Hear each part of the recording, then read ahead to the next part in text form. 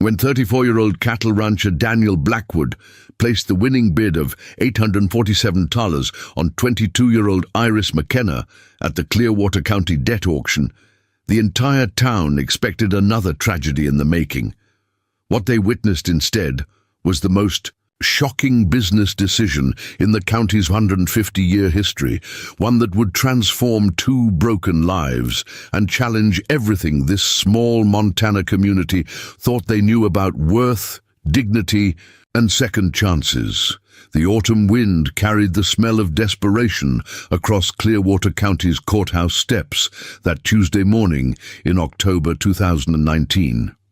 Iris McKenna stood barefoot on the weathered wooden platform, her ankles bound by invisible chains of debt that had accumulated like snow in a Montana winter, slow, steady, and eventually overwhelming. The faded denim dress she wore had once belonged to her mother, back when hope still lived in the McKenna household, back before medical bills and predatory loans had devoured everything they'd ever built. Before we jump back in, tell us where you're tuning in from, and if this story touches you, make sure you're subscribed, because tomorrow I've saved something extra special for you. Judge Harrison's voice boomed across. The gathered crowd of maybe 60 people, most of them locals, who'd come more out of morbid curiosity than genuine interest in bidding. This was Clearwater County's first debt auction in over a decade. A legal relic that most folks assumed had died with the Great Depression. But Montana state law still allowed for indentured servitude contracts when traditional bankruptcy failed to satisfy creditors, and Iris McKenna's situation had pushed every legal boundary until this archaic option became the only path forward. Her story had been front-page news in the Clearwater Gazette for 3 weeks running. 22 years old, orphaned at 16 when her parents died in a head-on collision with a drunk driver, Iris had spent the last 6 years caring for her paralyzed younger brother Tommy while drowning in the medical debt that their parents' inadequate insurance had left behind. Physical therapy, specialized equipment, round-the-clock care. The bills had mounted like an avalanche, and when Tommy finally lost his battle with complications from spinal injuries 8 months ago, Iris found herself alone with $127,000 in medical debt and no way to pay it. The bank had already seized their family ranch. The medical collection agencies had garnished her wages from 3 different jobs until she couldn't afford rent on even the smallest apartment in town. Legal aid had exhausted every option, every program, every possible avenue for relief.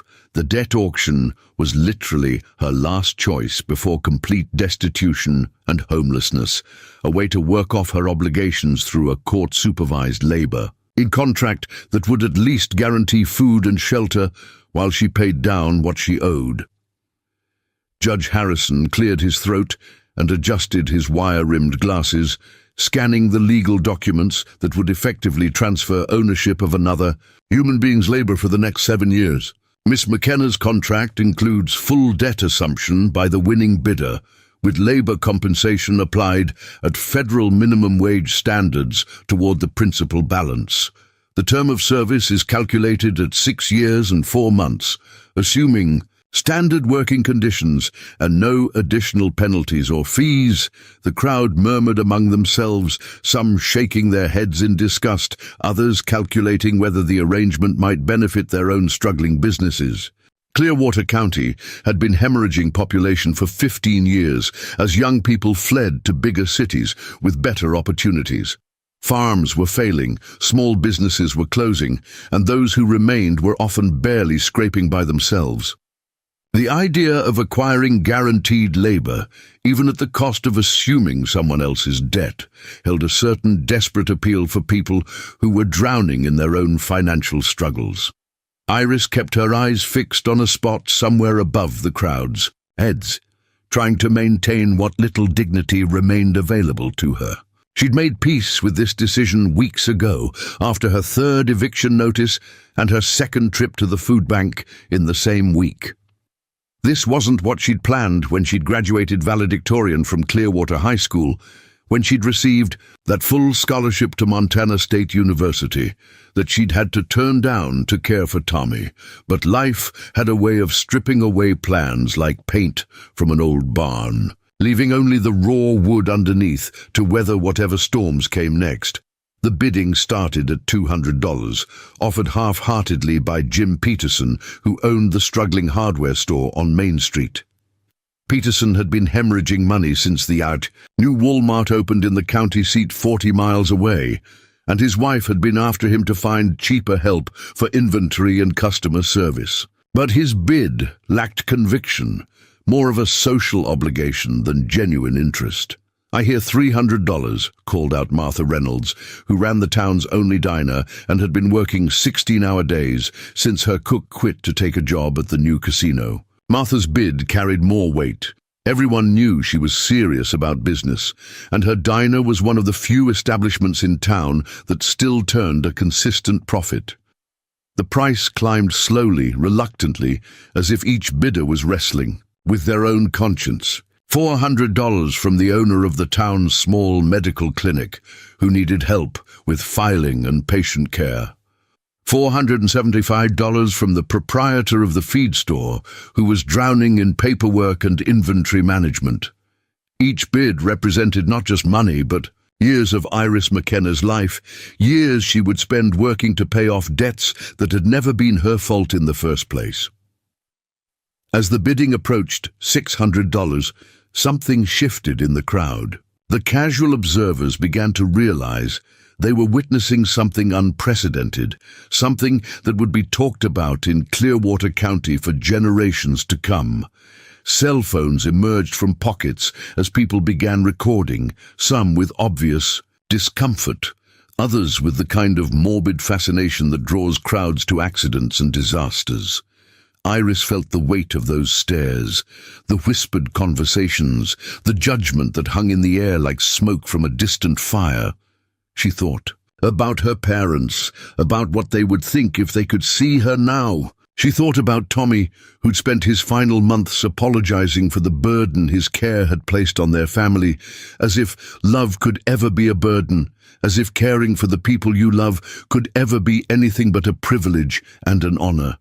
That's when she saw him for the first time, standing at the back of the crowd like a shadow given form. Daniel Blackwood wasn't a tall man, maybe 5'10", but he carried himself with the kind of quiet presence that comes from years of hard work and harder decisions. His dark hair was streaked with premature silver at the temples, and his hands bore the calluses and scars that marked him as someone who'd never been afraid to bleed for what he believed in. He wore a simple black coat over worn jeans and boots that had seen more honest work than most people's entire wardrobes. Daniel had been standing there for the entire auction, watching with an expression that was impossible to read. He hadn't moved, hadn't spoken, hadn't given any indication that he was there for anything other than morbid curiosity. But something in his posture, something in the way he held his shoulders, suggested a man wrestling with a decision that would define the rest of his life.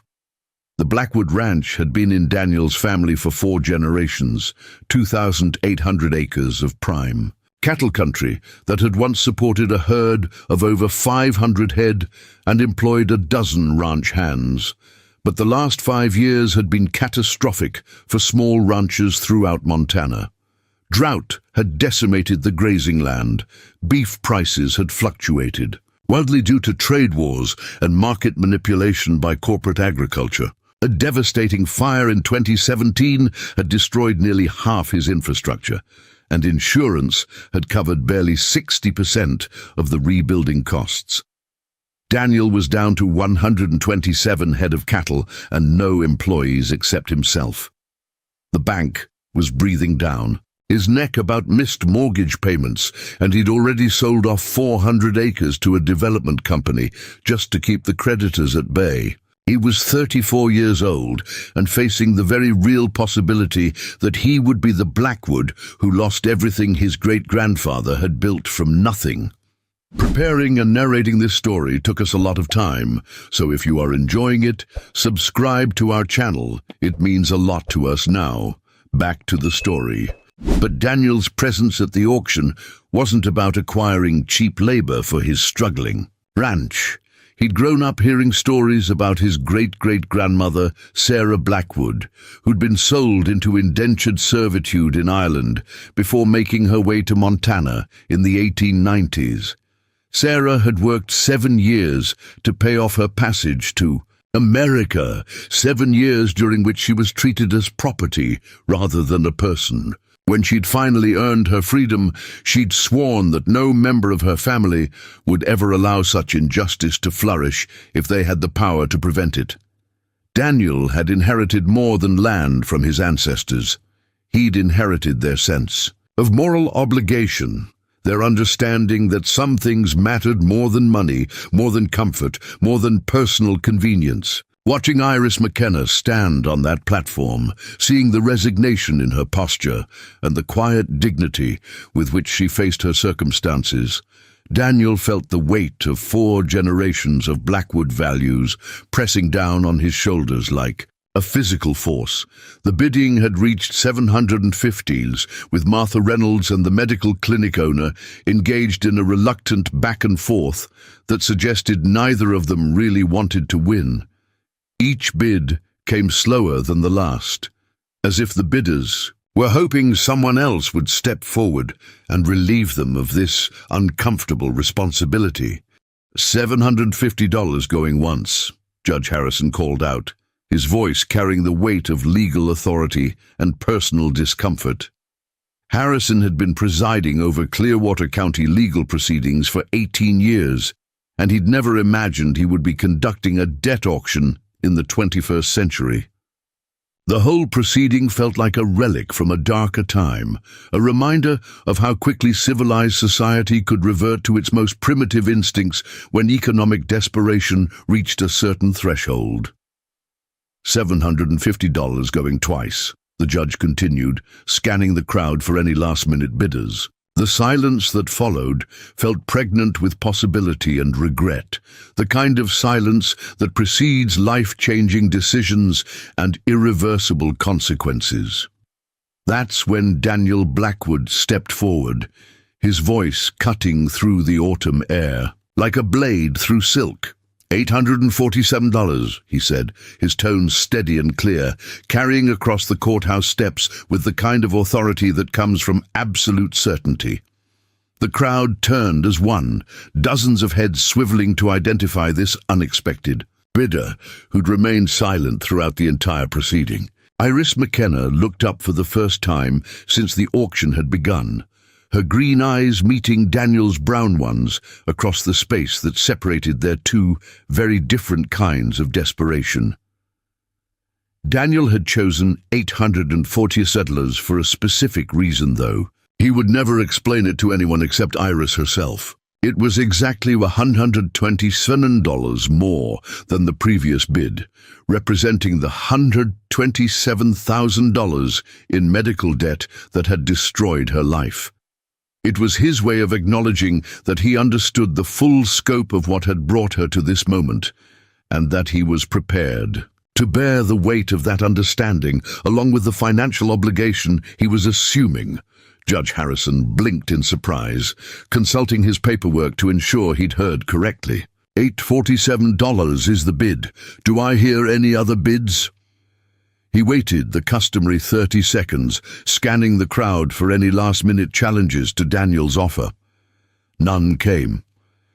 Martha Reynolds shook her head and stepped back, recognizing something in Daniel's posture that suggested this was no longer a business transaction, but something far more personal and profound. $847 going once, the judge called out. Going twice. He raised his gavel, the wooden hammer that would seal Iris McKenna's fate for the next 6 years and 4 months.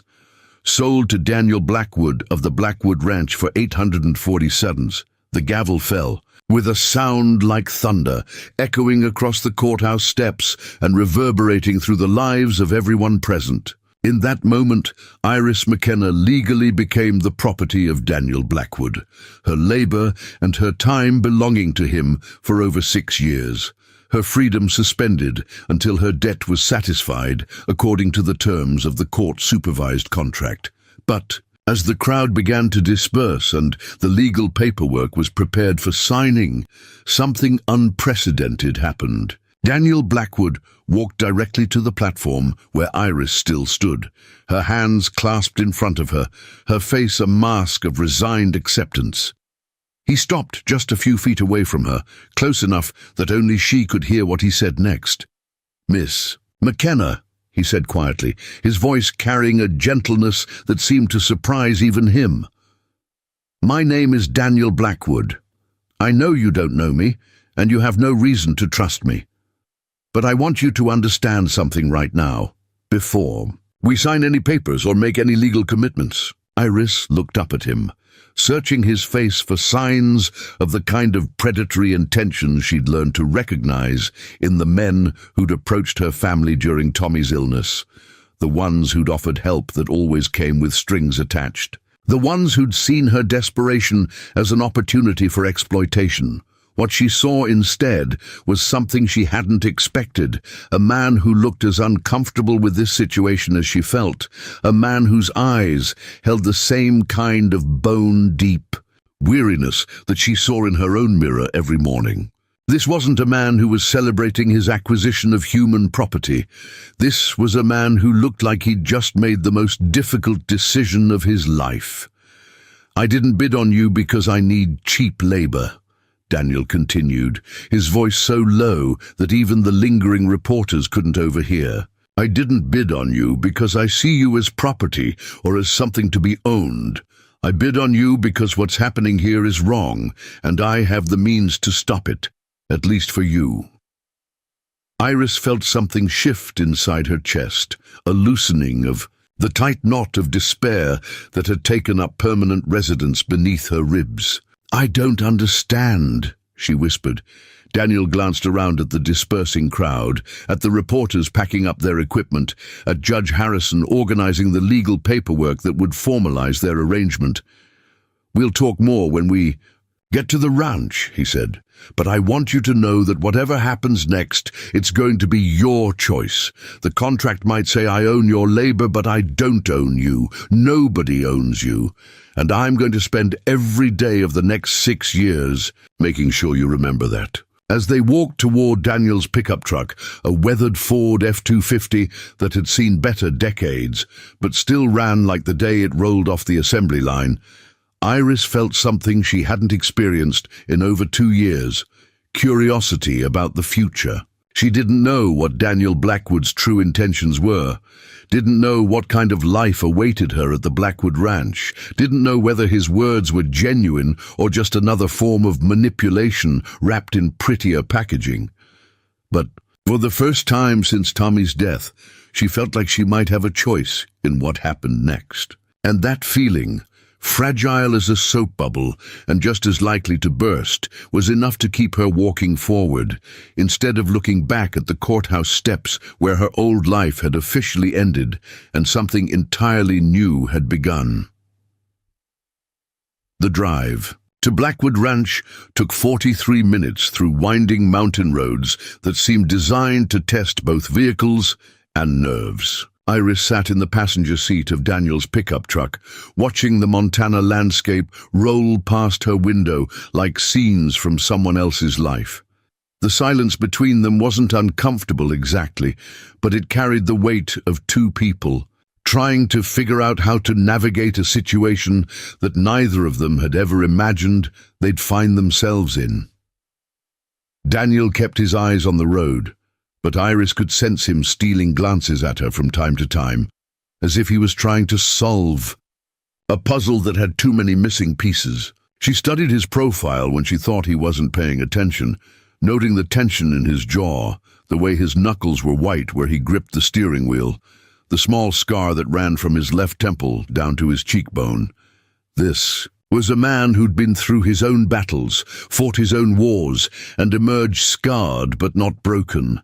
The radio played softly between them, classic country music that seemed to match the rhythm of the truck's engine and the steady thrum of tires. On asphalt. When Patsy Cline's voice filled the cab singing Crazy, Iris found herself thinking about how accurately that word described her current situation.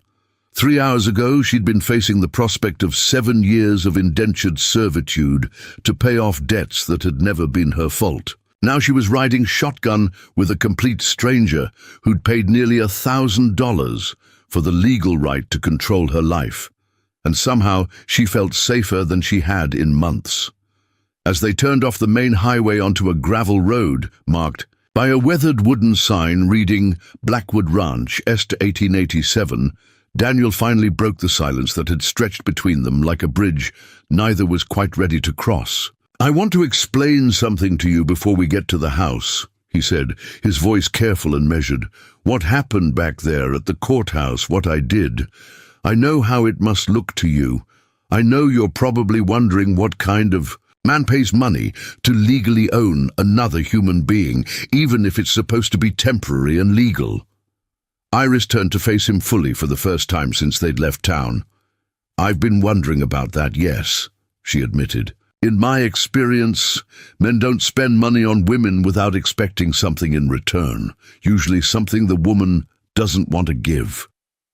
Daniel's jaw tightened, and she saw something flash across his features that might have been anger, but not at her.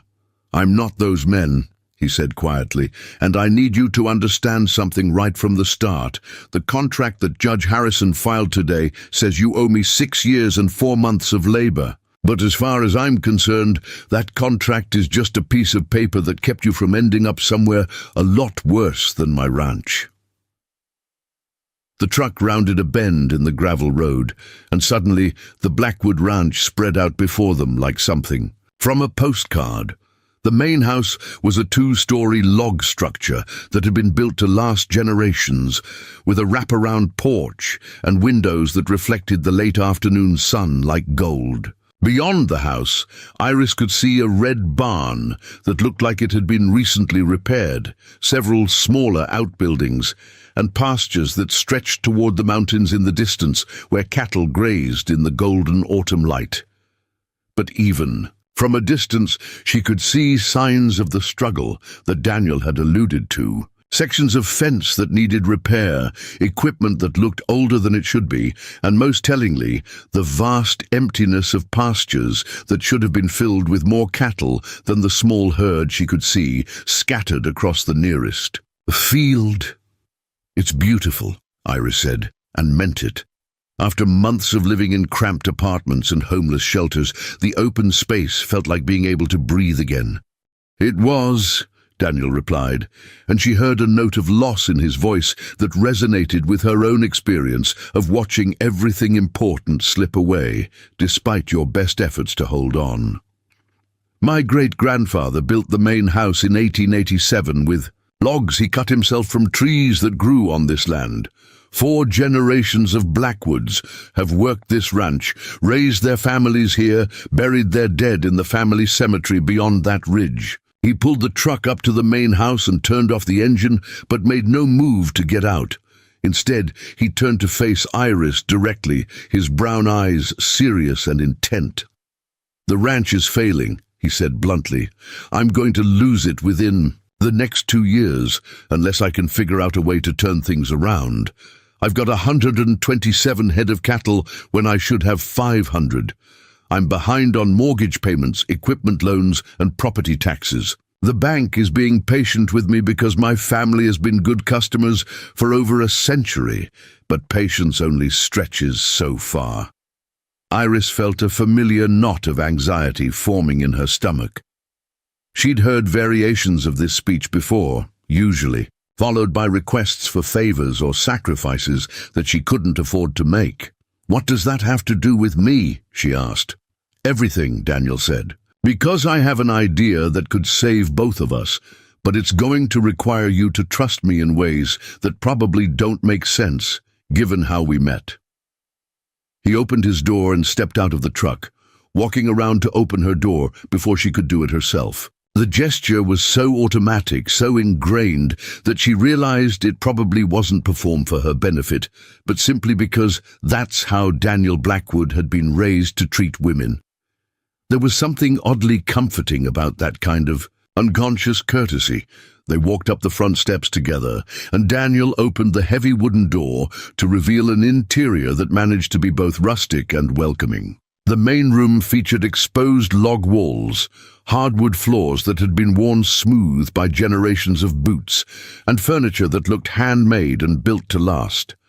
A stone fireplace dominated one wall, and Iris could see through to a kitchen that looked like it had been designed by someone who actually cooked rather than just heated up frozen dinners.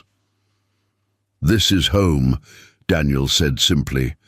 "Has been for my family for 132 years, and I'd like it to be your home too, for as long as you want it to be."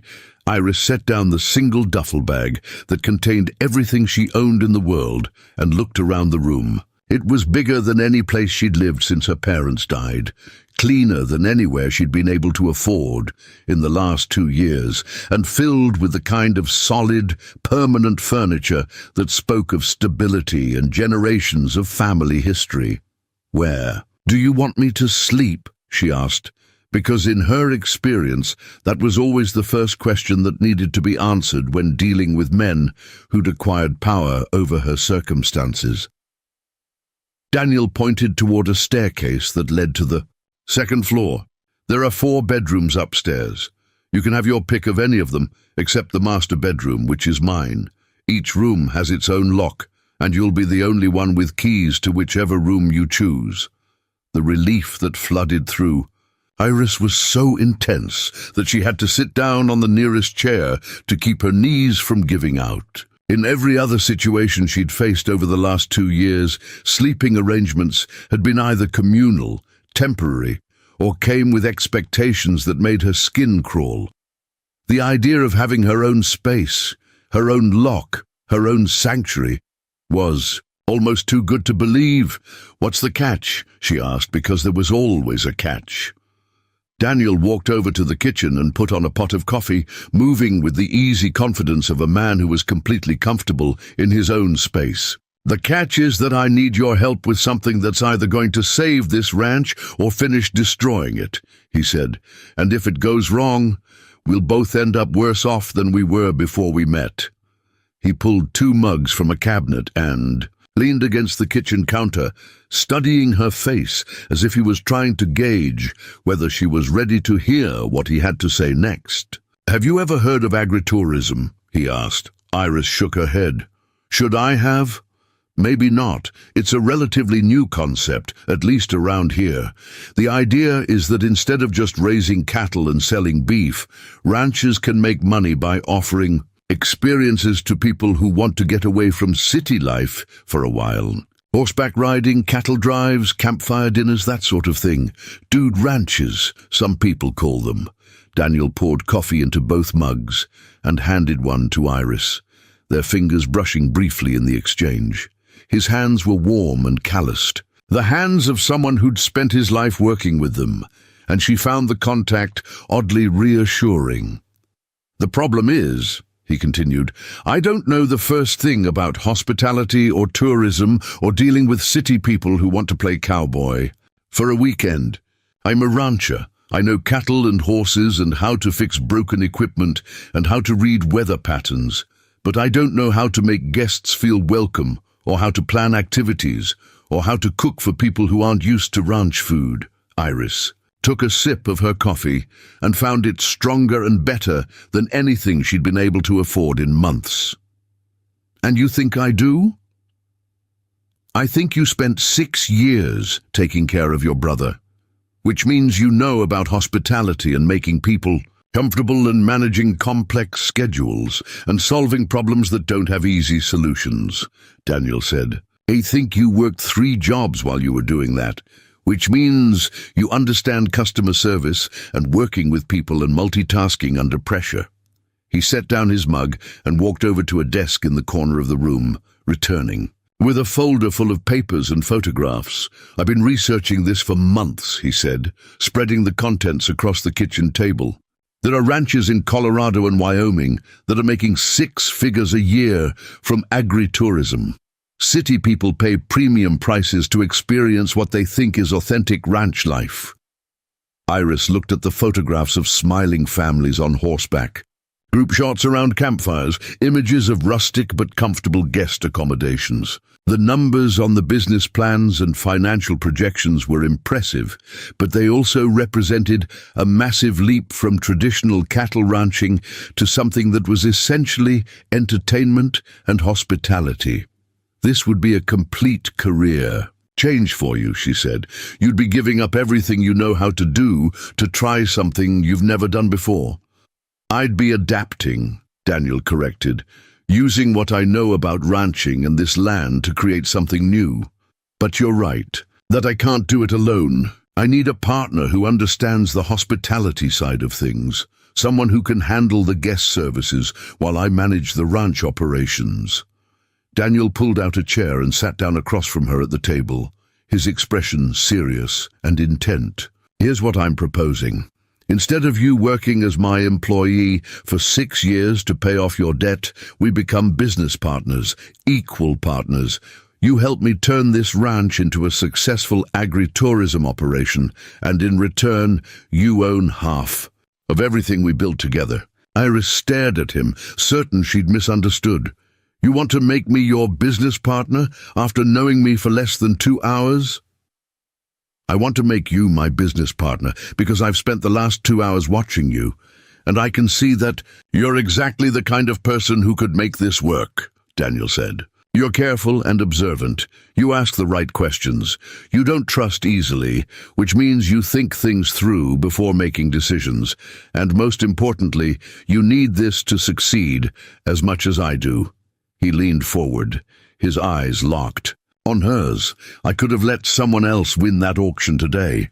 I could have let you become Martha Reynolds' kitchen help or Jim Peterson's store clerk. But I didn't, because I recognized something in you that I've been looking for without knowing it."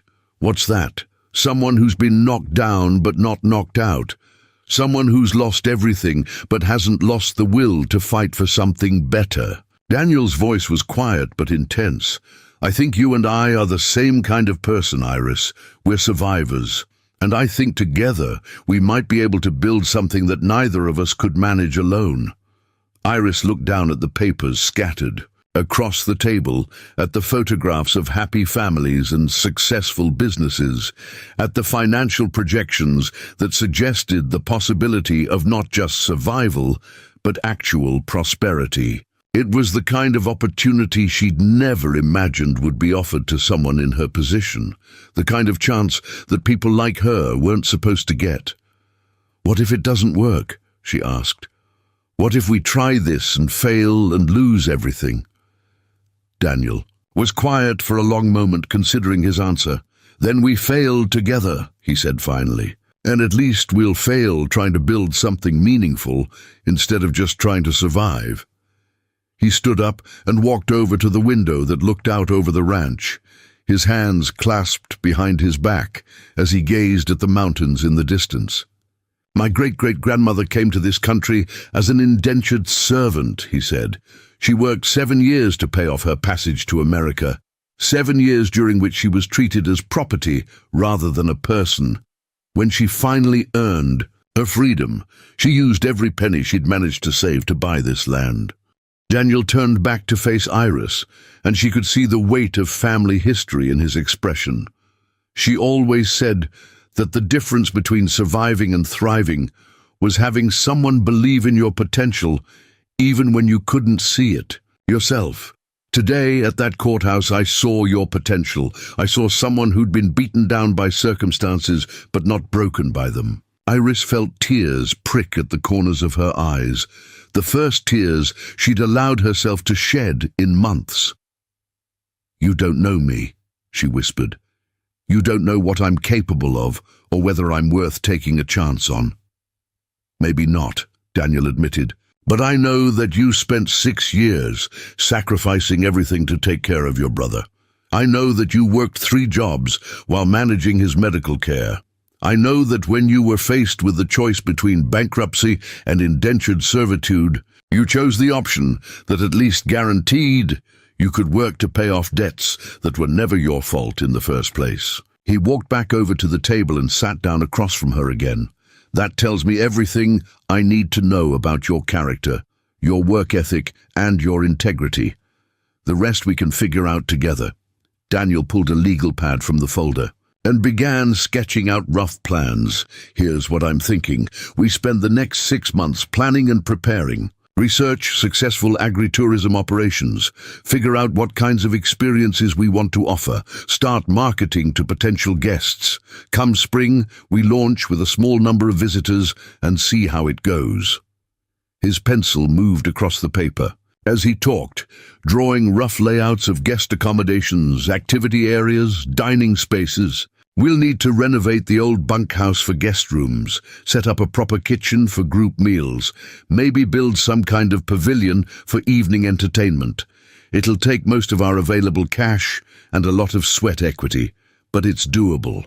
Iris found herself leaning forward, studying his sketches, her mind already starting to fill in details and possibilities. What about liability insurance, health department permits, marketing and reservations? Exactly the kinds of questions I need a partner to help me answer, Daniel said with a smile that transformed his entire face. So what do you say, Iris? McKenna, are you willing to bet your next 6 years on the possibility that we can build something extraordinary together? Iris looked around the kitchen, at the solid log walls and handmade furniture, at the windows that framed views of mountains and pastures and endless sky. She thought about the alternative, about 6 years of working off her debt as someone else's employee, about the safety of knowing exactly what was expected of her and exactly how long she'd have to endure it. Then she thought about the possibility Daniel was offering, the chance to be a partner rather than a servant, to build something meaningful rather than just survive, to have a stake in the future rather than just working to pay off the past. "I'll need that lock on my bedroom door," she said finally. Daniel's smile widened. "Already ordered. Should be installed by tomorrow. And I want everything in writing. Legal partnership papers, profit-sharing agreements, decision-making authority. Clearly defined. Absolutely. I'll call my lawyer first thing Monday morning." Iris took a deep breath, feeling like she was standing at the edge of a cliff with no way of knowing whether she was about to fall or fly. "Then yes," she said, "let's build something extraordinary together."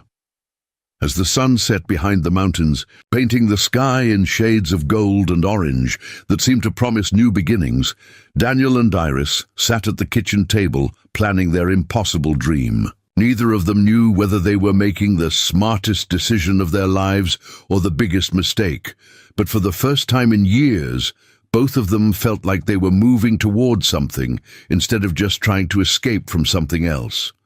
And in the growing darkness outside, the Blackwood Ranch settled into evening quiet, holding its breath as it waited to see what these 2 unlikely partners would make of their shared future. Winter arrived early that year, blanketing the Blackwood Ranch in 3 feet of snow by mid-November and testing every assumption Daniel and Iris had made about their timeline for launching the agritourism venture. What they'd planned as 6 months of preparation suddenly became a race against nature itself, with frozen pipes, impassable roads, and temperatures that dropped to 20 below zero, making even the simplest renovation tasks feel like expeditions.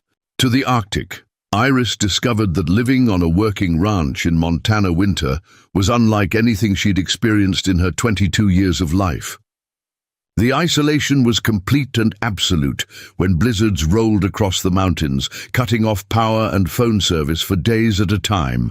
The work was relentless, with cattle needing to be fed twice daily, regardless of weather conditions, water, systems requiring constant monitoring to prevent freezing, and equipment breaking down at the worst possible moments because metal became brittle in the extreme cold. But she also discovered something unexpected about herself during those long, dark months. The physical labor that had once seemed overwhelming began to feel natural, even satisfying. Her hands grew calloused from wielding hammers and saws, her shoulders broadened from hauling hay bales and feed sacks, and her endurance increased until she could work 14-hour days without the bone-deep exhaustion that had plagued her during her years of juggling multiple jobs in town. More importantly, she found herself genuinely excited about the project. They were building together. Every morning brought new challenges that required creative solutions, and every small victory felt like proof that their impossible dream might actually be achievable. When the old bunkhouse's heating system failed completely in December, forcing them to strip it down to the studs and redesign the entire interior, Iris surprised herself by diving into architectural drawings and construction techniques with an enthusiasm she'd never shown for anything in her previous life. Daniel watched her transformation with a mixture of admiration and something deeper that he wasn't quite ready to name. The frightened, defeated young woman who'd stood on the courthouse steps 3 months ago had been replaced by someone who attacked problems with fierce determination and refused to accept that anything was truly impossible if you were willing to work hard enough and think creatively enough. Their days fell into a rhythm that felt both natural and purposeful. Daniel handled the cattle and the heavy construction work that required years of experience with ranch equipment and building techniques. Iris took charge of the interior renovations, the business planning, and the endless research required to understand what their potential guests would want and expect from their Montana ranch experience. They worked side by side during the daylight, hours planning and building and problem-solving their way through 1,000 small challenges. When darkness fell early in the winter afternoons, they would sit at the kitchen table with coffee and laptops, researching successful agritourism operations across the country and adapting ideas to fit their specific circumstances and limited budget. The evenings became Iris's favorite part of each day. Daniel proved to be an unexpectedly good cook, preparing hearty meals that reminded her of family dinners from her childhood, back when such things had been possible. They would eat together and talk about everything except the obvious tension that was building between them, the growing awareness that their partnership was becoming something more complicated and potentially more dangerous than either of them had originally intended.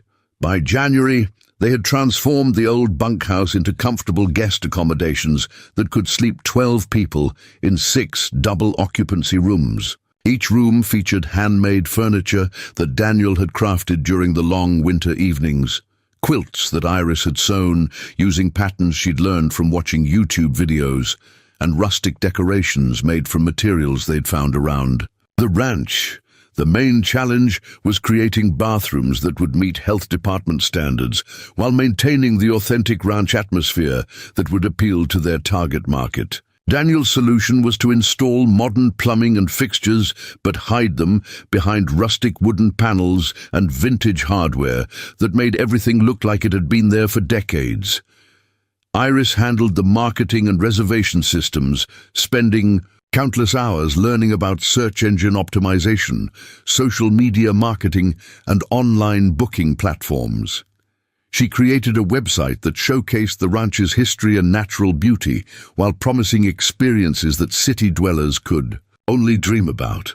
Trail rides through mountain wilderness, cattle drives where guests could actually help move the herd, campfire dinners under starry skies that weren't dimmed by urban light pollution. Their first major test came in February when a travel blogger from Denver contacted them about visiting the ranch for a weekend to write a review for her popular outdoor adventure website.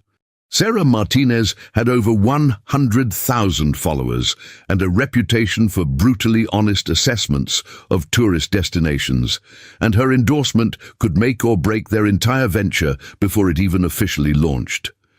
The problem was that they weren't ready. The guest accommodations were finished, but they hadn't actually tested their systems with real visitors. The kitchen equipment was installed but not fully operational. Most critically, they had never actually guided anyone on a trail, ride or organized a cattle drive, or cooked for people who weren't accustomed to ranch life and ranch food. "We should tell her to come back in the spring," Daniel said, pacing around the kitchen like a caged animal. "We need more time to work out the bugs, make sure everything runs smoothly." "We don't have more time," Iris replied, studying their financial projections for the 100th time. "We're already 3 months behind our original timeline because of the weather. If we don't start generating income soon, we won't have enough cash flow to market the business properly for the summer season." She looked up from the laptop screen, her green eyes determined and slightly desperate. "Besides, she's offering to come during the slowest time of year when we can afford to make mistakes. If we wait until we're fully booked with paying guests, any problems we encounter will be disasters instead of learning experiences." Daniel stopped pacing and leaned against the kitchen counter, studying her face with the intensity that she'd learned meant he was working through a complex problem. "You really think we're ready for this?" "I think we're as ready as we're going to be without actually doing it," Iris said. "And I think Sarah Martinez is exactly the kind of challenge we need to prove to ourselves that this whole thing isn't just an elaborate fantasy." The week leading up to Sarah's visit was controlled chaos. Daniel spent 18-hour days making sure every piece of equipment was functioning perfectly, every fence was secure, every potential safety hazard was eliminated. Iris focused on menu planning and activity scheduling, creating a 3-day itinerary that would showcase everything the ranch had to offer without overwhelming their guest or revealing their inexperience. They had their first real argument 2 days before Sarah was scheduled to arrive, when Daniel suggested they should hire temporary help from town to make sure everything went smoothly. "That defeats the entire purpose," Iris said, her voice sharp with frustration.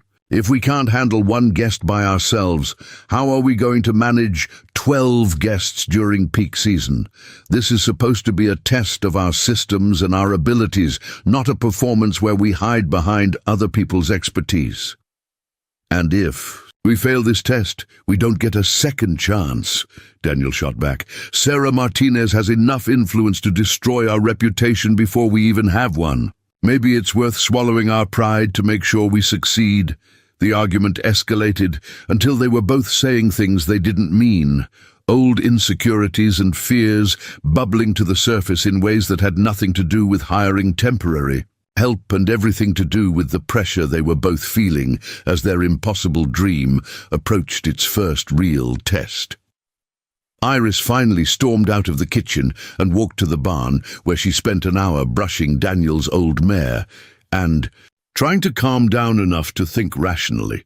When she returned to the house, she found Daniel sitting at the kitchen table with his head in his hands, looking defeated and exhausted. "I'm sorry," he said without looking up. "You're right. If we can't do this ourselves, then we're not ready to be in business." "I'm sorry too," Iris replied, sitting down across from him. "I know you're just trying to protect what we've built here, but I need to know that I can actually do this job, not just that we can fake our way through it with enough hired help." Daniel looked up at her and she saw something in his expression that made her chest tighten with an emotion she wasn't ready to examine too closely. "You can do this job," he said quietly. "You've already done things in the last 4 months that I wouldn't have thought possible. I trust you completely, Iris. I can't lose this ranch. It's all I have left of my family, and if we fail—" "We won't fail," Iris said, reaching across the table to cover his hand with hers. "We're going to give Sarah Martinez the best ranch experience she's ever had, and she's going to write a review that brings us more business than we can handle." The contact of their hands, skin against skin, sent electricity shooting up Iris's arm and straight to her heart. Daniel's eyes widened slightly, and she realized he felt it too. This dangerous chemistry that had been building between them all winter, but which neither of them had been willing to acknowledge. She pulled her hand back quickly, but the moment hung in the air between them like smoke from a fire that was threatening to burn out of control. Sarah Martinez arrived on a Friday afternoon in February, driving a rented SUV through snow-packed roads that would have deterred most city visitors. She was younger than Iris had expected, maybe 30, with short dark hair and the kind of athletic build that suggested she spent more time hiking mountains than sitting behind a computer. "This place is incredible," Sarah said, as Daniel helped her carry her bags into the main guest room. The drive up here felt like traveling back in time, and that view of the mountains from the front porch is absolutely stunning. Iris felt some of her anxiety ease as she watched Sarah's genuine enthusiasm for the ranch's natural beauty. This wasn't someone looking for problems to write about. This was someone who appreciated the kind of authentic experience they were trying to provide. The first evening went better than either Daniel or Iris had dared to hope. Sarah was fascinated by the ranch's history and asked thoughtful questions about everything from the original homestead buildings to the current cattle operation. Dinner was a success. Grilled steaks from their own beef, roasted vegetables from Iris's winter garden, and homemade bread that Sarah declared was better than anything she'd eaten in Denver's fanciest restaurants. But the real test came the next morning when Daniel saddled 3 horses for their first trail ride into the mountains. Iris had been riding regularly all winter, building her confidence and skills on the gentle mare that Daniel had assigned to her. But guiding a guest through wilderness terrain was entirely different from practicing in the familiar pastures around the ranch. The weather was perfect. Clear skies, fresh snow that sparkled like diamonds in the morning sun, and temperatures just cold enough to make the ride invigorating without being uncomfortable. Daniel led the way on his big gelding, following trails that his family had been using for over a century, pointing out wildlife tracks and explaining the geology of the mountain formations they passed. Iris rode beside Sarah, answering questions about the local ecosystem and sharing stories about the ranch's history that she'd learned during her months of research. She was surprised to discover how natural it felt to be in the role of guide and host, how much she enjoyed sharing knowledge and creating experiences that would become lasting memories for their guests. The trail ride lasted 3 hours and covered terrain that ranged from gentle meadows to challenging mountain paths that required careful attention to footing and weather conditions. Sarah proved to be an experienced rider who appreciated both the beauty of the landscape and the skill required to navigate it safely. "This is exactly what I was hoping for," Sarah told them as they returned to the ranch in the early afternoon. "So many authentic ranch experiences are just theme park versions of the real thing, but this feels genuine. You can tell that this land has been worked and loved by generations of the same family." That evening's cattle drive was the moment when Iris truly understood what they had accomplished together. Daniel had selected a small group of cattle that needed to be moved from one pasture to another, a routine ranch task that became an adventure when experienced by someone who had never worked with livestock before. Sarah was nervous at first, unsure how to position her horse relative to the cattle, uncertain about the commands Daniel was giving her. But Iris found herself naturally stepping into the role of teacher and encourager, helping Sarah understand how to read the cattle's behavior and respond appropriately to their movements. When the last steer had been successfully moved through the gate into the new pasture, Sarah was grinning with an excitement that reminded Iris of children on Christmas morning. "That was incredible," she said, breathless with exhilaration and accomplishment. "I actually helped move cattle. Me, a woman who's lived in cities her entire life, just participated in an authentic cattle drive." As they rode back toward the ranch buildings in the gathering dusk, Iris felt a sense of satisfaction and pride that was entirely new in her experience. They had created something genuinely valuable, something that enriched the lives of the people who experienced it, while preserving and sharing the authentic traditions of Montana ranch life. The final test came that evening when Sarah asked to interview them both for her article. Sitting in the main room of the ranch house, with the fire crackling in the stone fireplace and snow falling softly outside the windows, Iris found herself telling the story of how she and Daniel had met and become partners.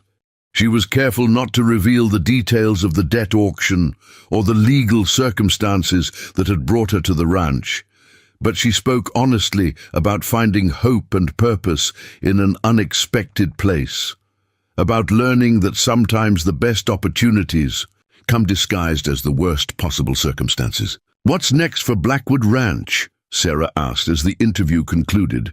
Daniel and Iris looked at each other, and in that moment, Iris realized that somewhere during the long winter months of working and planning and building together, they had become something more than business partners. They had become a team, two people who trusted each other completely and shared a vision that was bigger than either of them could have achieved alone. "We're going to keep growing," Iris said, her voice steady and confident. "We're going to show people that authentic ranch experiences still exist, that there are places where you can step away from modern life and connect with something timeless and real." As Sarah packed her bags the next morning, preparing to return to Denver and write the review that would determine their future, she pulled Iris aside for a private conversation. "I want you to know that what you and Daniel have created here is special," Sarah said. "I visited dozens of ranch operations, and most of them feel like businesses pretending to be ranches. This feels like a ranch that happens to welcome guests. That authenticity is rare and valuable, and I think you're going to be very successful." After Sarah's SUV disappeared down the snowy road, Daniel and Iris stood on the front porch, looking out at the mountains and the pastures where their cattle grazed peacefully in the winter sun. "Do you think we passed the test?" Daniel asked. "I think we did more than pass," Iris replied. "I think we proved to ourselves that we can actually make this work." As they turned to go back into the house, Daniel caught her hand in his, stopping her at the threshold. "Iris," he said, his voice quiet and serious, "I need you to know something. Whatever happens with the business, whatever Sarah writes in her review, these last few months working with you have been the best months of my life." Iris felt her heart skip a beat as she looked into his eyes and saw something there that made her realize their partnership was about to become something even more complicated and potentially wonderful than either of them had ever imagined. Sarah Martinez's review went live on her blog 3 weeks after her visit, and within hours the Blackwood Ranch website crashed from the overwhelming traffic. Her article, titled "The Last Real Ranch in America," painted their operation as a hidden gem that offered authentic experiences impossible to find anywhere else in the country. She described Iris as a natural host with an intuitive understanding of what makes guests feel genuinely welcome, and Daniel as the kind of rancher who embodies 4 generations of Montana tradition while embracing necessary change. The response was immediate and overwhelming. Their phone rang constantly with booking requests, their email inbox filled with inquiries from potential guests, and their reservation calendar went from completely empty to fully booked through September within a week. What should have been the moment of triumph they'd worked toward all winter instead became the beginning of their greatest challenge. The problem wasn't success. It was the speed and scale of that success. They'd planned to gradually build their guest capacity over the course of their first summer, learning and adjusting their systems as they gained experience with small groups of visitors. Instead, they were suddenly facing the prospect of hosting 12 guests every week for 6 months straight. with no time to ease into the role and no room for the kind of mistakes that are inevitable when launching any new business. Daniel threw himself into preparation with the kind of manic energy that Iris recognized as barely controlled panic. He worked 18-hour days expanding their horse herd, upgrading equipment, and preparing infrastructure that should have been spread out over years instead of compressed into a few weeks. She watched him push himself to exhaustion day after day, refusing to admit that they might have taken on more than they could handle. Iris tried to focus on the operational side of their expansion, creating detailed schedules and systems for managing multiple groups of guests simultaneously. But she also found herself battling a growing sense of dread that had nothing to do with business logistics and everything to do with the way Daniel had started looking at her differently since that moment on the front porch when he'd admitted that working with her had been the best months of his life. The romantic tension that had been building between them all winter was becoming impossible to ignore, and Iris found herself caught between wanting to explore those feelings and fearing that mixing business with personal relationships would destroy everything they'd worked so hard to build. She'd seen too many partnerships fall apart when emotions got involved, had watched too many dreams die because people couldn't separate their personal feelings from their professional responsibilities. The first crack in their carefully constructed facade appeared in early April when Daniel hired Jake Morrison, a local ranch hand who'd worked for several operations in the valley and had experience with guest services. Jake was everything that Daniel wasn't: smooth, charming, comfortable with small talk and social situations that made Daniel withdraw into himself. He was also obviously attracted to Iris from the moment he met her, and he wasn't subtle about making his interest known. "You're wasting your talents stuck way out here," Jake told Iris one afternoon as they worked together to prepare the guest dining area for their first group of visitors. "A woman with your skills could be running hospitality operations at major resorts, making real money instead of splitting profits from a two-bit ranch operation." Iris bristled at his casual dismissal of everything she and Daniel had built together. "This isn't a two-bit operation," she said firmly.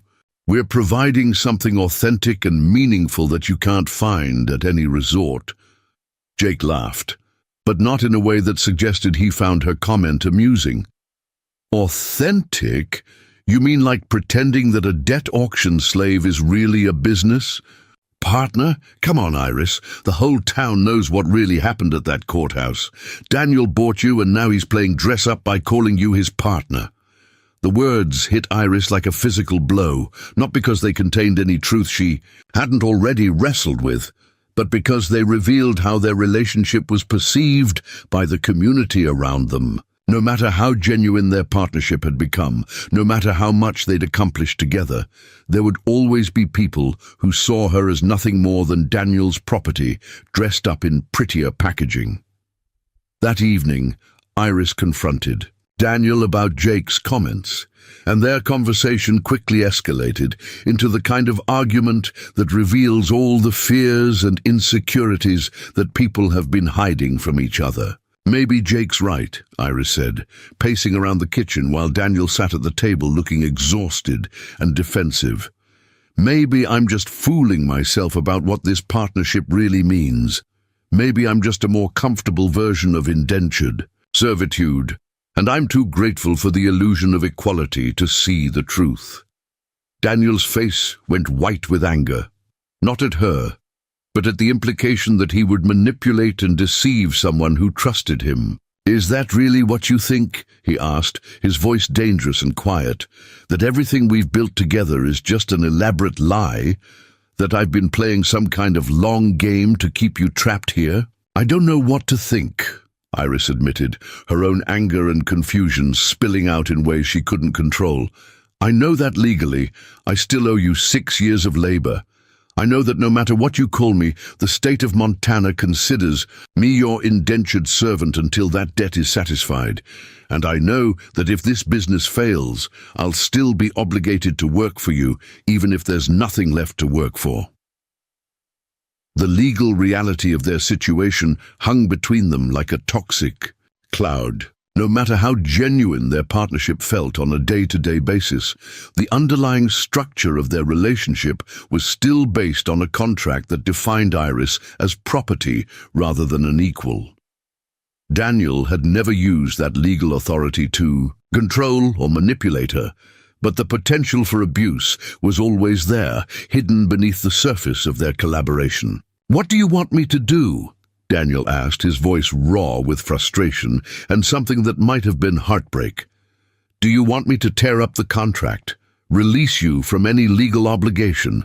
Because I'll do that right now if it means you'll stop looking at me like I'm some kind of predator who's been taking advantage of your desperation." Iris stopped pacing and stared at him, suddenly understanding that they'd reached a crisis point that would determine not just the future of their business, but the nature of their relationship going forward.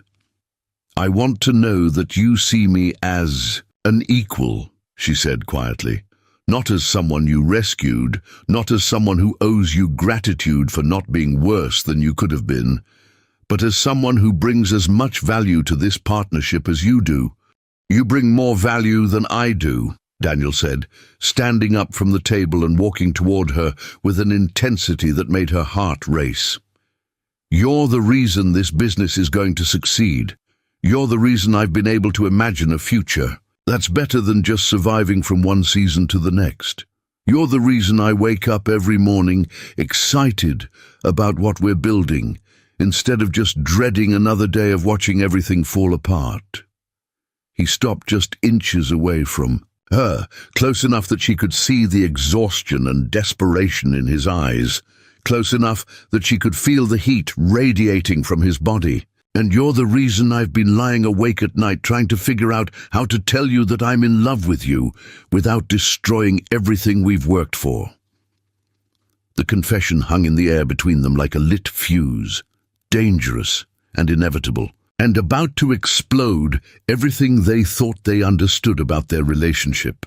Iris felt her breath catch in her throat as she realized that the feelings she'd been fighting all winter weren't one-sided, that the growing attraction and emotional connection she'd been trying to deny was mutual and powerful and terrifying. In its implications, before she could respond, before either of them could fully process what Daniel had just admitted, the kitchen door burst open and Jake Morrison stumbled in, obviously drunk and clearly angry about something that had happened.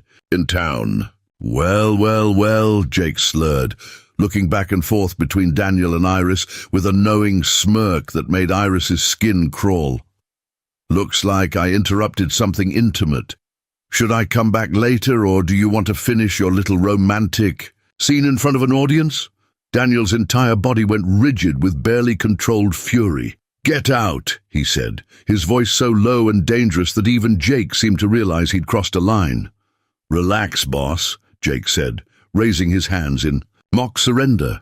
"I'm just here to let you know that your little secret is out. The whole town's talking about how Daniel Blackwood is playing house with his auction slave, pretending she's his business partner while he takes advantage of her legal obligation to stay here and service his needs."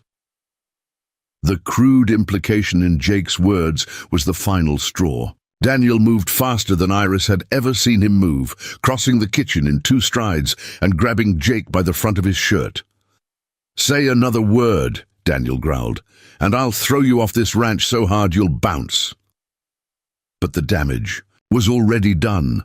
Jake's drunken rambling had confirmed Iris's worst fears about how their relationship was perceived by the outside world, and it had poisoned the moment when Daniel had finally admitted his feelings for her. Instead of being able to explore what his confession meant for their future, they were both left dealing with the ugly reality of small-town gossip and the way their unusual partnership was being twisted into something sordid and exploitative. After Daniel threw Jake off the ranch with instructions never to return, he and Iris found themselves facing each other across the kitchen with the weight of unspoken feelings and unresolved conflicts pressing down on them like a physical force. "This is exactly what I was afraid of," Iris said, her voice barely above a whisper. "This is why I've been trying to keep things professional between us, because the moment we cross that line, everything we've built becomes suspect. People will say that I'm sleeping with you to secure my position, or that you're taking advantage of your legal authority over me to get what you want." Daniel ran his hands through his hair, looking older and more defeated than she'd ever seen him. "So what do we do?" he asked. "Do we pretend that we don't have feelings for each other? Do we go back to being just business partners and ignore everything that's been building between us all winter?" Before Iris could answer, the phone rang with news that would make their personal crisis seem insignificant compared to the disaster that was about to engulf their entire operation. The caller was Dr. Rebecca Foster, the veterinarian who'd been treating their cattle herd, and her voice was tight with professional concern and personal sympathy. "Daniel," Dr. Foster said, "I need you to quarantine your entire herd immediately. We've just confirmed an outbreak of bovine tuberculosis at the Patterson Ranch, and according to the State Agriculture Department's tracking records, some of their cattle were pastured adjacent to your north section last fall." The implications of her words hit Daniel like a physical blow.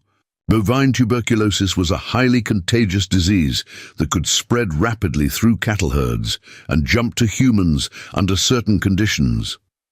If any of their cattle tested positive, the entire herd would have to be destroyed, their meat would be unsellable, and their ranch would be under quarantine for months or possibly years. But the immediate crisis was even worse than the long-term implications. They had their first group of guests arriving in less than 2 weeks, and a tuberculosis quarantine would make it impossible to offer any of the cattle-related activities that were the centerpiece of their agritourism operation. Trail rides through pastures with infected livestock, cattle drives that could spread the disease, and ranch meals featuring potentially contaminated beef would all be completely off-limits. "How long before we know for sure?"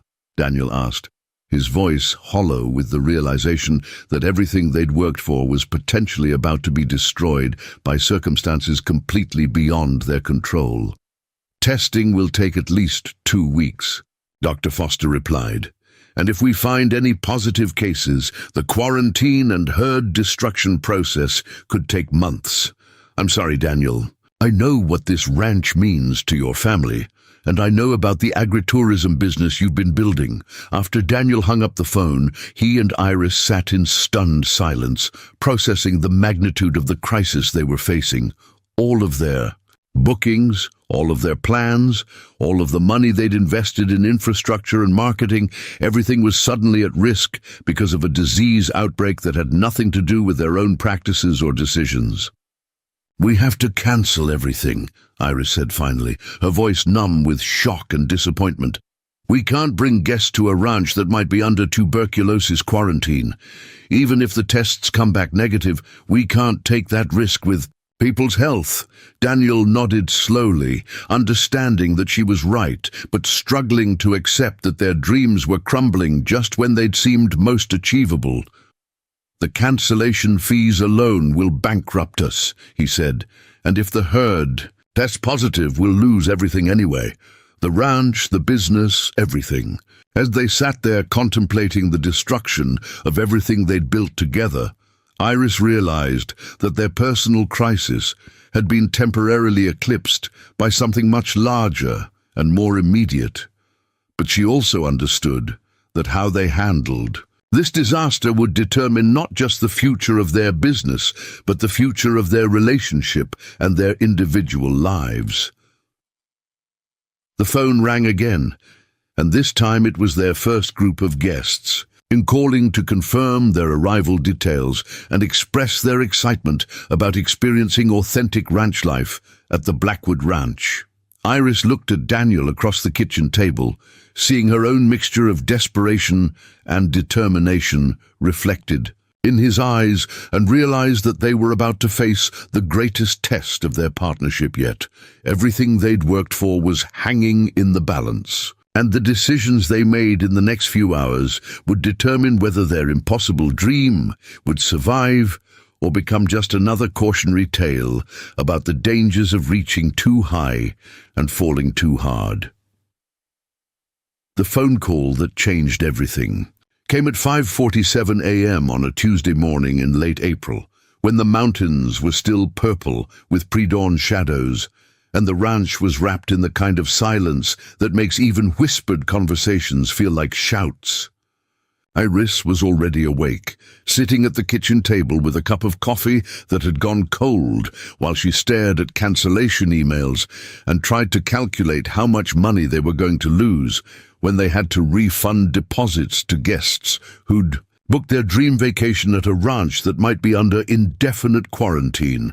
Daniel answered the phone on the second ring, his voice hoarse from another sleepless night spent wrestling with impossible decisions and unspoken feelings. "Doctor." Foster's voice crackled through the early morning air with news that neither of them had dared to hope for. "The preliminary tests are back," she said, and Iris could hear the relief in her tone, even from across the kitchen. "Your entire herd tested negative for bovine tuberculosis. We'll need to run confirmatory tests in 30 days. But as of right, now there's no evidence of infection at Blackwood Ranch." The reprieve felt like being pulled back from the edge of a cliff at the last possible moment. Daniel sat heavily in his chair, the phone still pressed to his ear, looking like a man who'd been holding his breath for 2 weeks, and finally remembered how to exhale. Iris felt tears of relief streaming down her face as she realized that their cattle were safe, their ranch wouldn't be quarantined, and their agritourism business might actually survive this crisis. But even as they celebrated the medical reprieve, both of them understood that they were still facing challenges that could destroy everything they'd worked for. They had less than 10 days to prepare for their first group of guests, and Jake, Morrison's drunken revelations, had poisoned the atmosphere in town in ways that wouldn't be easily repaired. Worse, the tension between them had reached a breaking point that made working together feel like navigating a minefield where every conversation carried the potential for emotional explosions. The solution came from an unexpected source. Martha Reynolds, the diner owner who'd bid against Daniel at the original auction, appeared at their front door that afternoon with a proposal that was equal parts business opportunity and peace offering. "I've been thinking about what happened with Jake Morrison," Martha said, settling into a chair at their kitchen table with the confidence of someone who'd been making hard decisions for 40 years. "Boy was drunk and stupid, but he wasn't entirely wrong about one thing. This town's full of people who don't understand what you two have built here, and they're going to keep talking until they find something else to gossip about." Iris poured coffee for all three of them, grateful for Martha's directness, but uncertain where the conversation was heading. Martha had always been known for speaking her mind, but she'd also been one of the bidders at the auction, which made her perspective on their relationship complicated at best. "The thing is," Martha continued, "I've been watching you both for the last 6 months, and what I see is two people who've created something remarkable together. That ranch of yours has been dying for years, Daniel, and now it's more alive than it's been since your grandfather's time. And Iris, you've gone from someone who looked like she'd given up on life to someone who lights up when she talks about what you're doing here." Martha leaned forward, her expression serious and intent. "But you're right to be worried about the gossip and the legal complications. People in small towns have long memories for scandal, and there's always going to be someone ready to tear down what others have built." Daniel set down his coffee mug with more force than necessary. "So what are you suggesting? That we just accept that people are going to think the worst of us no matter what we do?" "I'm suggesting that you take control of the narrative before someone else does it for you," Martha replied, "and I'm suggesting that you let me help you do it." Martha's proposal was audacious in its simplicity and terrifying in its implications. She wanted to feature Blackwood Ranch as the centerpiece of a new marketing campaign for Clearwater County tourism, positioning them as an example of how traditional Montana ranching could adapt and thrive in the modern economy. The campaign would include professional photography, video testimonials, and media coverage that would tell their story on their own terms rather than letting others define it for them.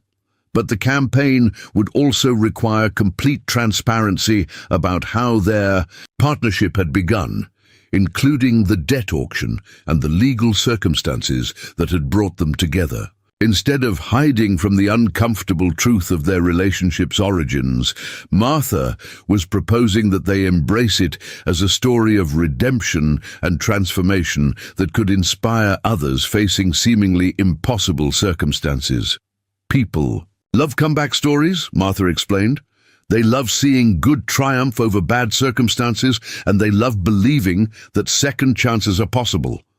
But you have to be willing to be completely honest about where you started and how far you've come. The idea both thrilled and terrified Iris. The prospect of controlling their own narrative, of telling their story in ways that emphasized their achievements rather than their unusual beginnings, was appealing beyond measure. But it also meant exposing themselves to scrutiny and judgment on a scale they'd never experienced, opening their lives to strangers who might not understand or appreciate the complexity of their situation. Daniel was even more hesitant about Martha's proposal. The Blackwood family had always been intensely private, handling their problems internally and avoiding the kind of public attention that Martha was suggesting. The idea of turning their personal story into marketing material felt like a betrayal of everything his ancestors had stood for. What if it backfires? Daniel asked. What if we open ourselves up to this kind of scrutiny and people decide that what we're doing is wrong or exploitative or fake? What if the attention destroys the very thing we're trying to protect? Martha smiled, and Iris saw something in her expression that reminded her of her own grandmother, the kind of wisdom that comes from decades of watching people make both good and bad decisions under pressure. Daniel, Martha said gently, you can't protect something by hiding it forever. What you and Iris have built here is too valuable to keep secret, and it's too fragile to survive without support from people who understand what you're trying to accomplish.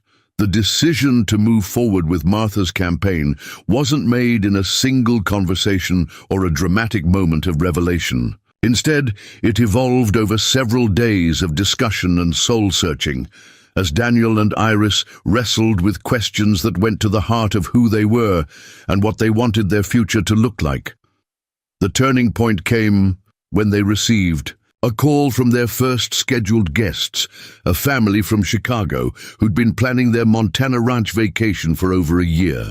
The father, David Chen, was a surgeon who'd been working 80-hour weeks and desperately needed time to reconnect with his wife and 2 teenage daughters.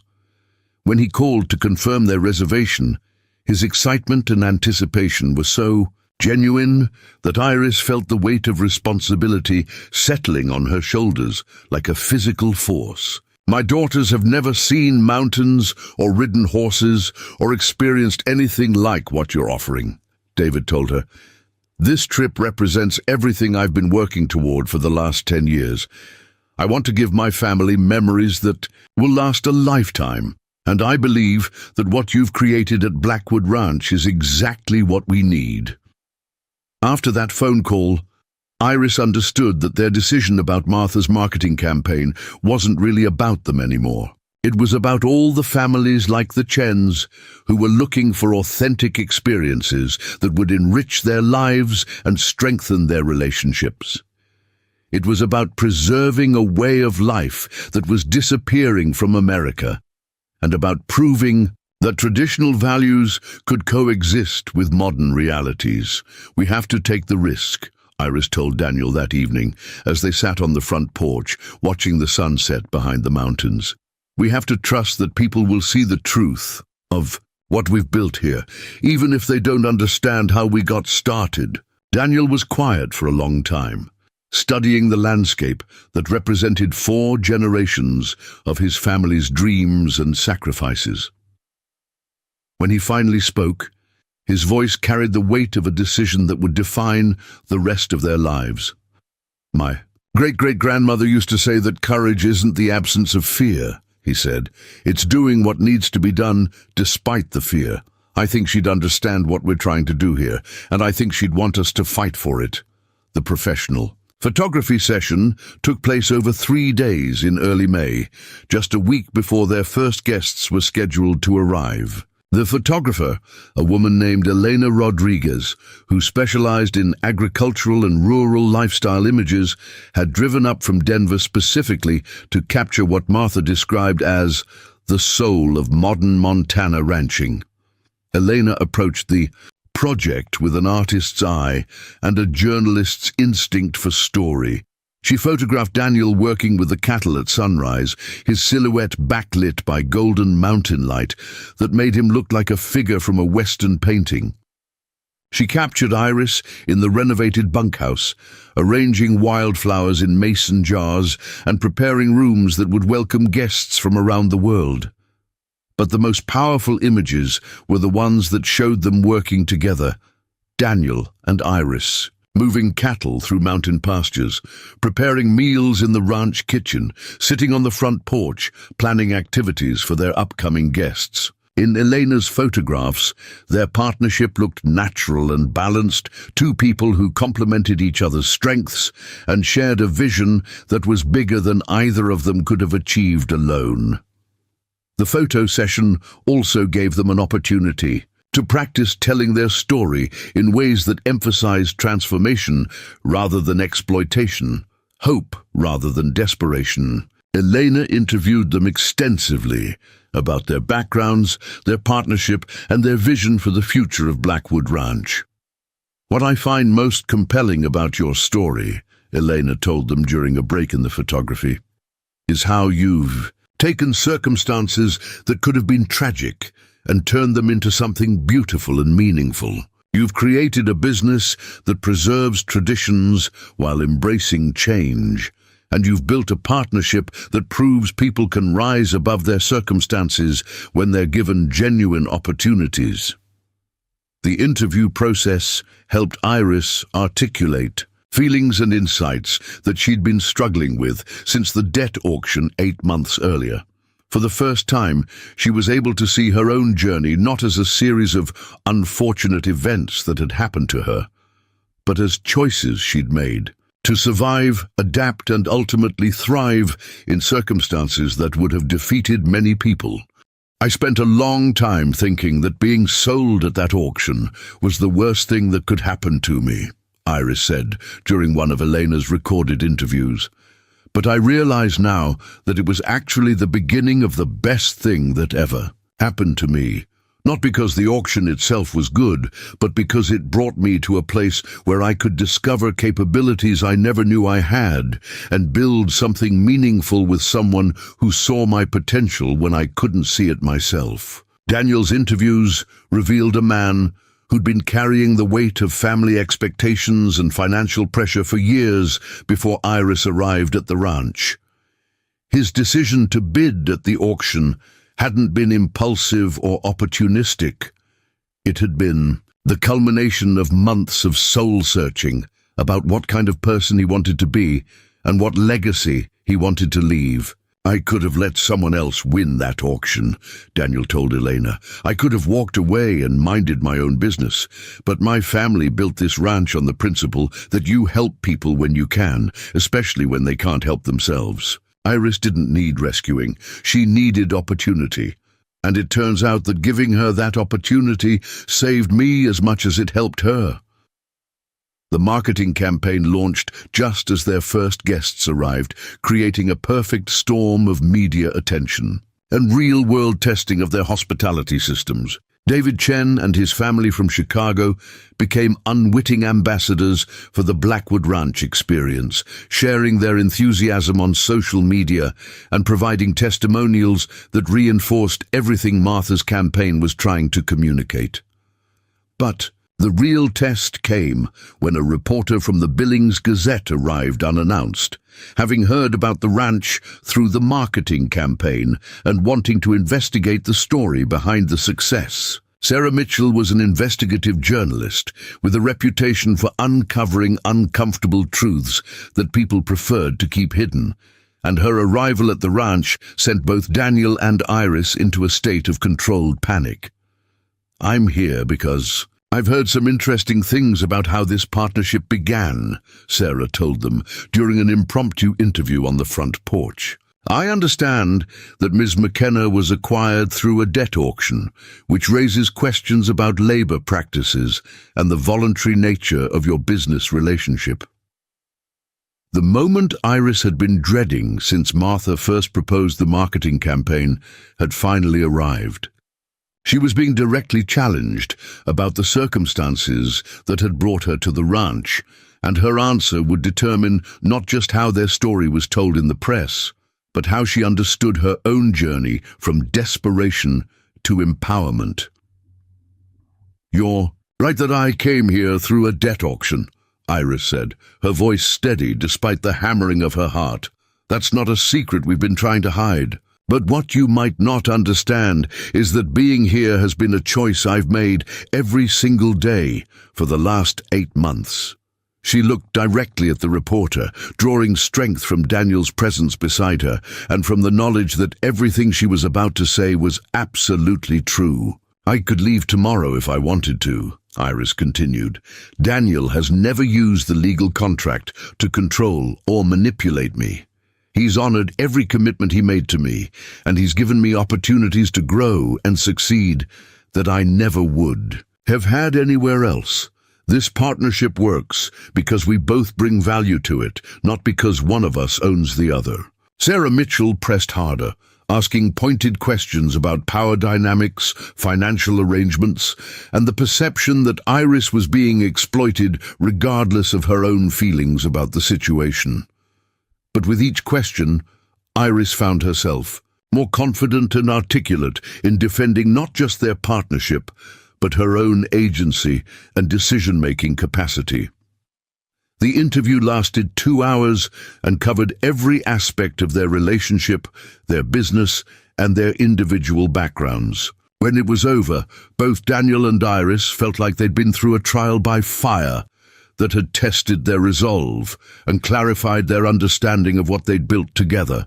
Sarah Mitchell's article appeared in the Billings Gazette 3 days later, and its impact exceeded even Martha's most optimistic projections. Instead of the exposé that Daniel and Iris had feared, the article was a nuanced portrait of two people who'd found ways to transform personal and economic trauma into something positive and meaningful. The headline read, "From Auction Block to Business Partnership, How Two Unlikely Allies Are Redefining Montana Ranching." The article went on to describe their operation as an example of how traditional industries could adapt to modern challenges while maintaining their essential character and values. But more importantly, the article positioned Iris not as a victim of circumstances, but as an entrepreneur who'd seized an unusual opportunity and turned it into success through hard work, intelligence, and determination. It acknowledged the uncomfortable origins of their partnership while emphasizing the mutual respect and shared vision that had made their collaboration successful. The response to the article was immediate and overwhelmingly positive. Booking. Requests flooded in from guests who wanted to experience what the article described as authentic Montana hospitality with a modern twist. Tourism boards from neighboring counties reached out about featuring Blackwood Ranch in regional marketing campaigns. Most significantly, other debt auction survivors contacted them, asking for advice about how to transform their own circumstances into opportunities for advancement. As spring turned to summer and their guest season reached full swing, Iris realized that they'd achieved something remarkable. They'd taken the worst day of her life, that courthouse auction where she'd been sold to pay debts that weren't her fault, and transformed it into the foundation for a life that exceeded anything she'd ever imagined possible.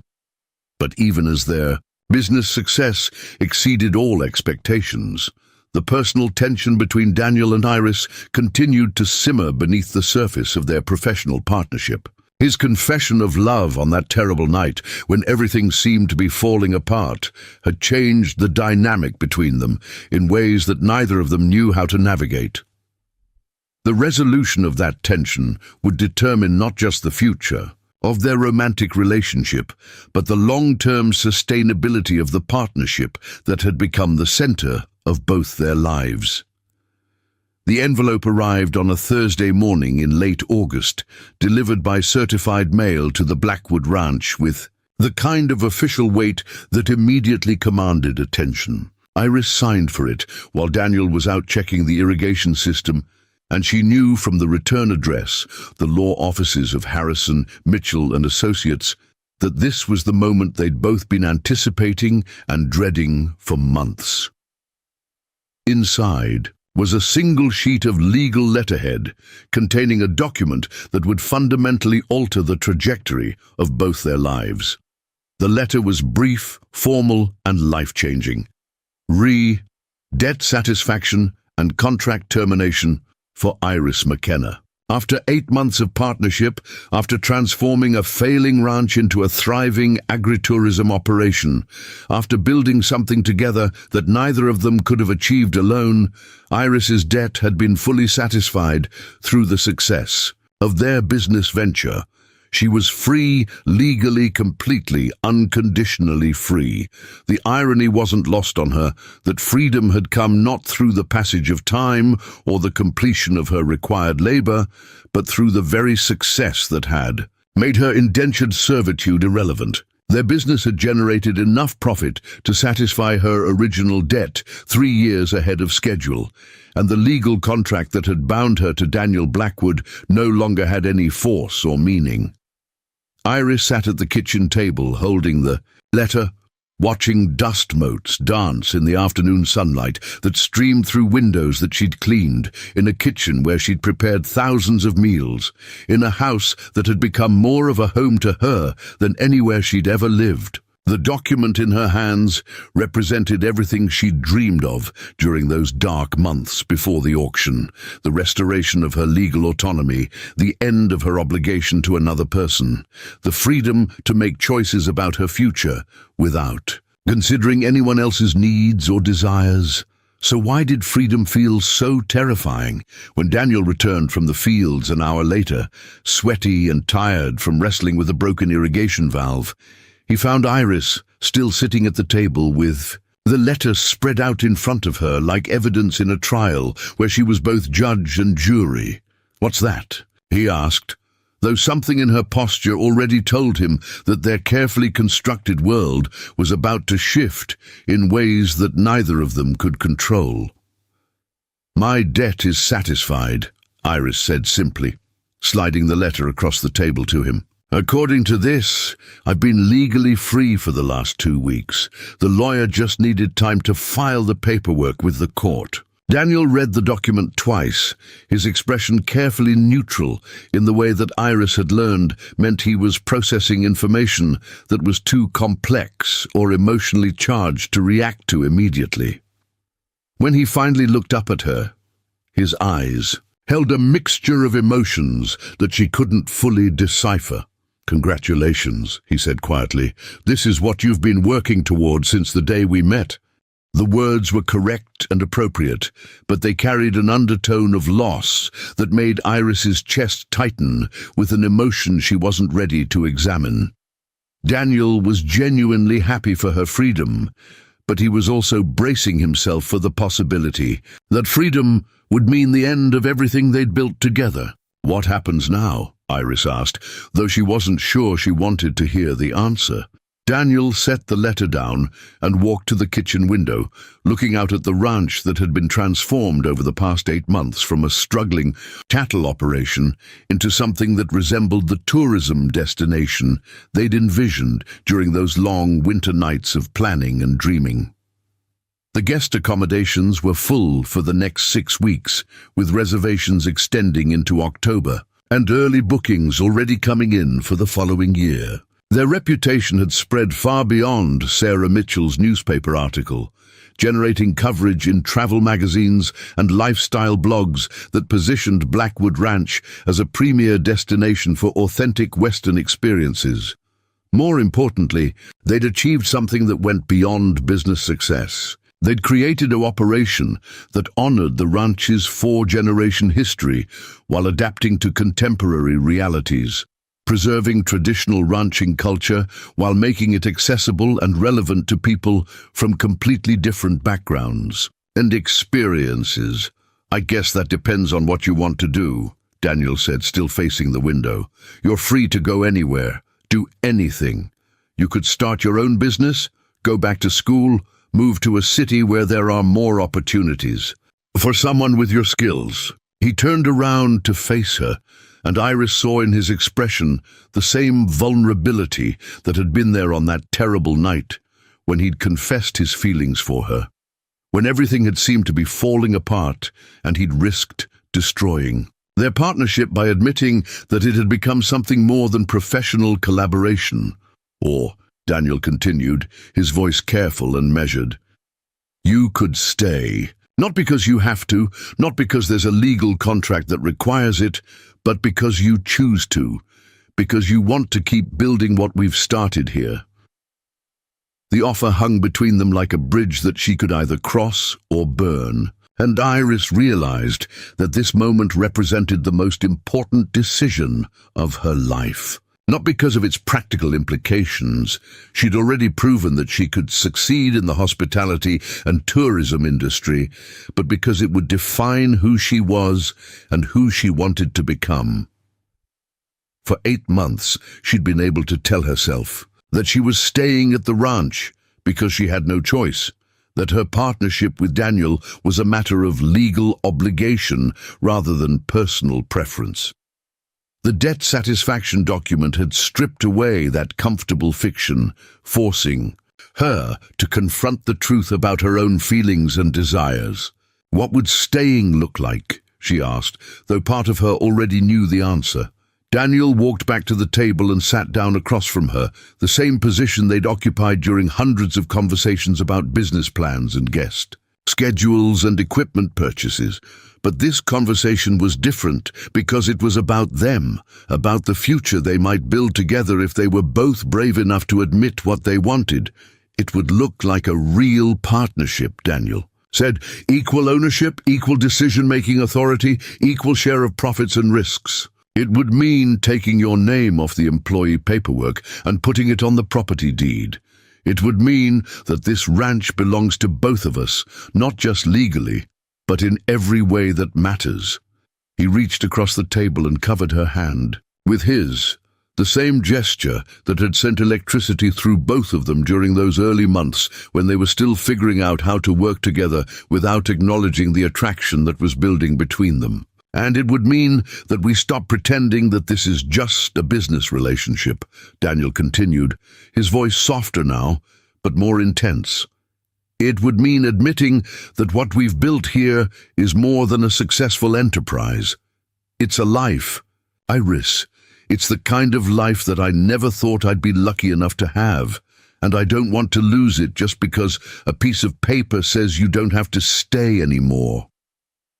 Iris felt tears threatening at the corners of her eyes, not from sadness, but from the overwhelming realization that she'd found something she hadn't even known she was looking for. The ranch had become her home, not because she'd been forced to accept it, but because it was the first place where she'd been valued for her contributions rather than pitied for her circumstances.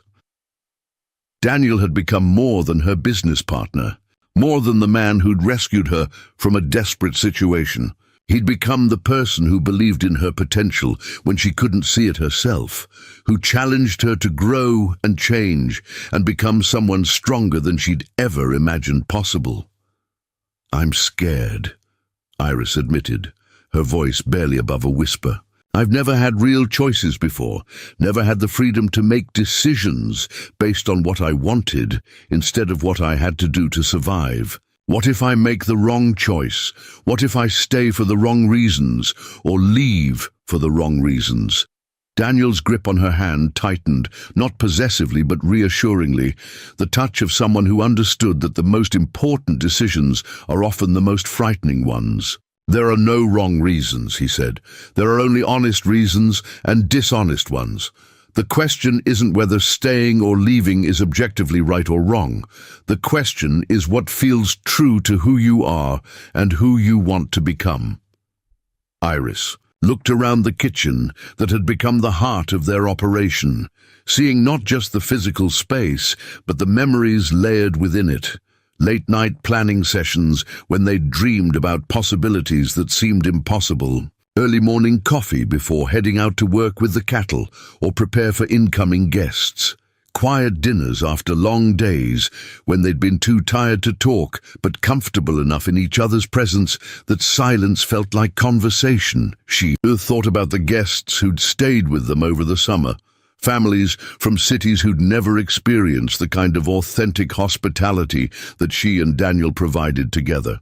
She remembered the letters they'd received from people whose vacations at Blackwood Ranch had become treasured family memories, proof that what they'd created together had value that extended far beyond profit margins and business success. Most importantly, she thought about the woman she'd become over the past 8 months, the confident, capable person who could manage complex logistics, solve problems under pressure, and create experiences that enriched other people's lives. That woman had emerged not despite her circumstances, but because of them. Not in spite of her partnership with Daniel, but because of it. "I know what I want," Iris said, her voice gaining strength as she spoke. "I want to stay, not because I have to, not because I'm grateful for being rescued, but because this is where I belong. This ranch, this business, this life we've built. Together.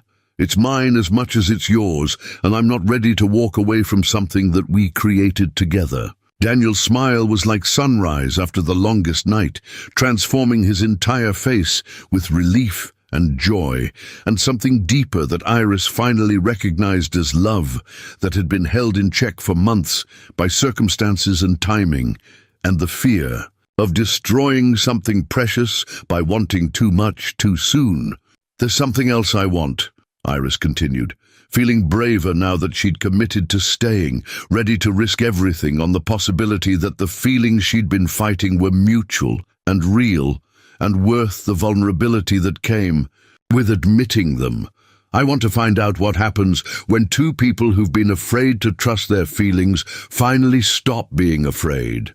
I want to discover whether what we've built as partners can become something even better as more than partners." Daniel stood up from his chair and walked around the table to where she sat, extending his hand to her with the same gesture he'd used 8 months ago when he'd helped her down from the courthouse platform. But this time she wasn't taking his hand because she had no other choice. She was taking it because she wanted to, because she was choosing him and the life they could build together. "Iris McKenna," Daniel said, his voice formal and playful at the same time. "Would you like to be my partner in every sense of the word? Would you like to help me run this ranch not as my employee or my obligation, but as my equal and my whatever? It comes after partner when partner isn't a big enough word anymore?" "Yes," Iris said, standing up and stepping closer to him, close enough that she could see the gold flecks in his brown eyes, close enough that when he cupped her face in his calloused hands it felt like coming home to a place she'd never been but had always been looking for. Yes to all of it. Yes to the ranch. Yes to the partnership. Yes to finding out what comes after partner. When Daniel kissed her, it tasted like freedom and choice and the kind of future that's built on mutual respect rather than legal obligation. It tasted like the coffee they'd shared during 1,000 morning conversations and the Montana air they'd breathed while working side by side through every season of challenge and growth. 6 months later, on a perfect October morning when the aspens were gold against the mountain sky, Daniel and Iris were married on the front porch of the ranch house, surrounded by guests who'd become friends and neighbors who'd become family. Martha Reynolds catered the reception, Elena Rodriguez photographed the ceremony, and Sarah Mitchell wrote a follow-up article titled "From Business Partners to Life Partners, the Blackwood Ranch Love Story." But the real story wasn't the wedding or the media coverage or even the continued success of their agritourism operation. The real story was simpler and more profound. Two people who'd found each other in the worst of circumstances had chosen to build something beautiful together, not because they had to, but because they wanted to. As Iris danced with her husband on the porch where they'd spent countless evenings planning their impossible dream, she realized that the best part of freedom wasn't the ability to leave. It was the power to choose to stay, to commit, to build a future based on love rather than obligation. The Blackwood Ranch continued to thrive, but more importantly, so did the people who transformed it from a struggling cattle operation into proof that sometimes the most broken situations can become the foundation for the most beautiful lives. Up next, you've got two more standout stories right on your screen. If this one hit the mark, you won't want to pass these up. Just click and check them out, and don't forget to subscribe and turn on the notification bell so you don't miss any upload from us.